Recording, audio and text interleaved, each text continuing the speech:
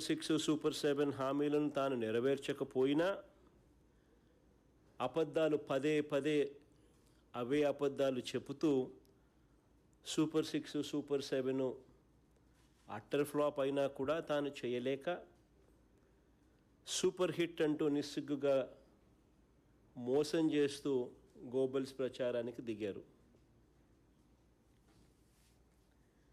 నిజానికి ఒక మోసానికి షర్టు ప్యాంటు వేస్తే అది చంద్రబాబు అవుతాడు.